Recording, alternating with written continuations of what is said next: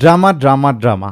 ICC tournament শুরু হবে আর বিসিবির মধ্যে একটা ড্রামা হবে না, বাংলাদেশ ক্রিকেটের ড্রামা হবে না, এটা এখন আর হইতে পারে না। এটা যেমন একটা চিরন্তন সত্য হয়ে গেছে যে যে কোনো একটা আইসিসি টুর্নামেন্ট শুরু হবে আর তার আগে বাংলাদেশ ক্রিকেটের ড্রামা হবে। আর এখনকার যে ড্রামা, এটা তো শেষ হওয়ার নামই নিতেছে না। সেই যে কলকাতা মুস্তাফিজকে বাদ দিয়ে ড্রামাটা শুরু করছে কলকাতা, এটা ইন্ডিয়া শুরু করছে। তারপরে বাংলাদেশ বলে দিছে যে না, তাহলে কলকাতার যদি নিরাপত্তা দিতে না পারে, একটা প্লেয়ার মুস্তাফিজ যদি নিরাপত্তা দিতে না পারে, তাহলে বাংলাদেশের পুরো টিমরা কীভাবে নিরাপত্তা দিবে? সো আমরা ইন্ডিয়াতে টি-20 খেলতে যাব না, আমরা অন্য দেশে খেলবো, সেটা তোমরা অ্যারেঞ্জ করো। সেখানে পাল্টা কি করছে? পাল্টা বিসিসিআই বলছে যে না, বাংলাদেশ ক্রিকেট টিম সেফ থাকবে, নিরাপত্তা নিয়ে কোনো সমস্যা থাকবে না। আবার বাংলাদেশের যে টিম আছে, সিকিউরিটি টিম আছে বা বিসিবি আছে, তারা কী করছে? তারা আবার পাল্টা চিঠি দিছে যে দেখেন, নিরাপত্তাটা কিন্তু শুধুমাত্র বাংলাদেশ ক্রিকেটের প্লেয়ারদের নিয়ে না, যারা সাপোর্টার আছে, যারা সাংবাদিক আছে, তারপর যে কোচিং স্টাফ আছে, সবার বিষয়ে। তো সবাইকে কীভাবে নিরাপত্তা দিবে? প্রশ্নই আসে না। সাপোর্টারদের নিরাপত্তা দিতে পারবে বা সাংবাদিকদের নিরাপত্তা দিতে পারবে, যে কোনো একটা অকারেন্স হইতেই পারে। এই কারণে বলছে যে আমরা ইন্ডিয়াতে খেলতে যাব না, বিকল্প ভেন্যু ব্যবস্থা করো। আজকে কি ড্রামাতে আবার নতুন মোড় আসছে? সেটা কি? বাংলাদেশের যে ক্রীড়া উপদেষ্টা আছে আসিফ নজরুল, সে বলছে যে আমরা আইসিসি থেকে চিঠি পাইছি, সেখানে 3টা জিনিস তারা উল্লেখ করছে, বা বিসিসিআই থেকে। আসলে আইসিসি আর বিসিসিআই তো সেম জিনিসই। আইসিসিআইকে তো সবাই মজা করে বলে যে ইন্ডিয়ান ক্রিকেট কাউন্সিল। সো যাই হোক, তো চিঠিটা পাইছে। চিঠিটা কী উল্লেখ আছে? সে বলছে 3টা শর্ত দিছে। কি হাস্যকর শর্ত 3টা! মোস্তাফিজকে ছাড়া দল গঠন করলে বেটার হবে, ভালো হবে। মেন কথা হইলো, সরাসরি বলছে, ইনডিরেক্টলি বলছে যে তোমরা মুস্তাফিজকে ছাড়া দল গঠন করো। দ্বিতীয় কি বলছে? কোনো সাপোর্টার যারা আছে তারা বাংলাদেশ ন্যাশনাল টিমের কোনো জার্সি বা লাল বা সবুজ কালারের জার্সি বা এই টাইপের টি শার্ট পরা থেকে বিরত থাকতে হবে। আর কি, বাংলাদেশের যে ভোট 12 তারিখে যে ভোটটা আছে, সেই ভোটটা পিছাই দাও। ভোট চলার সময় আরও বেশি গন্ডগোল হইতে পারে ক্রিকেটে। মানে আপনি চিন্তা করেন, ক্রিকেটের জন্য একটা দেশের যে মেন ইলেকশন, সেটা পেছাইতে বলতেছে। মানে কত বড় গাধা, কত বড় গর্দভ এই ধরনের কথা বলে। আমি জানি না আইসিসি বা বিসিসিআইতে কোন ধরনের কর্মকর্তারা আছে যে একটা ক্রিকেট টিমরে বলতেছে তোমরা তোমাদের টি-20 সেরা যে বলার আছে তাকে তোমরা বাদ দাও। সাপোর্টার যারা আসবে, নিজের দলের নিজের দেশে জার্সি পরে খেলা দেখতে পারবে না। ইভেন তোমার দেশে যে ইলেকশন আছে সেটা তোমরা পিছিয়ে দাও। মানে টোটালি হাস্যকর একটা কথা।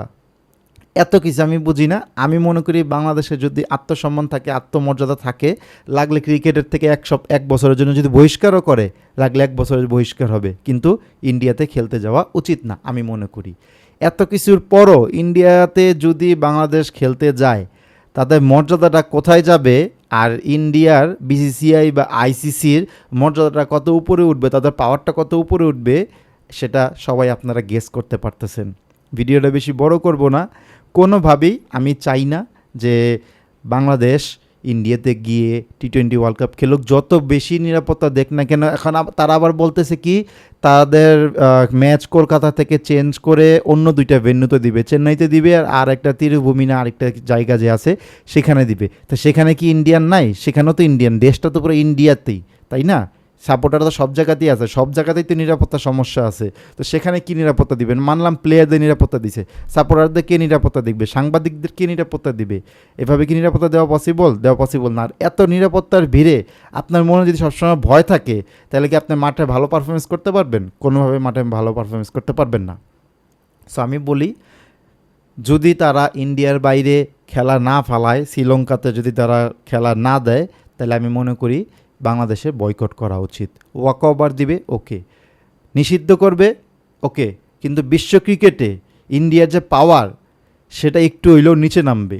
এখন তারা বিপদে পড়ে গেছে। এখন তারা চিন্তা করতেছে যে মোস্তাফিজকে, একটা গুঞ্জর, একটা রুমোর্সও দেখছি, তারা আবার মোস্তাফিজকে ফিরাইতে চাইতেছে। মানে আপনি কি লাথি মাইরা আবার বলতেছেন ঠিক আছে ভাই সরি উঠো, তোমার আবার দলে নিতেছি? এইভাবে তো খেলা উচিত না। মুস্তাফিজ আজীবনের জন্য আইপিএল থেকে বহিষ্কার করে দেখ, সমস্যা নাই। মুস্তাফিজ এক আইপিএলে যা টাকা বিশ্বে অন্যান্য লিগ খেলে সেই টাকা কামাবে, কোনো প্রবলেম নেই। মুস্তাফিজের আলহামদুলিল্লাহ টাকার অভাব নাই। আর আইপিএলে কোনো বাংলাদেশে ক্রিকেটের সুযোগ দিবেন না ভাই, এমনিই কোনো সুযোগ প্লেয়াররা সুযোগ পায় না, আর কি আর সুযোগ দিবেন না ভবিষ্যতে?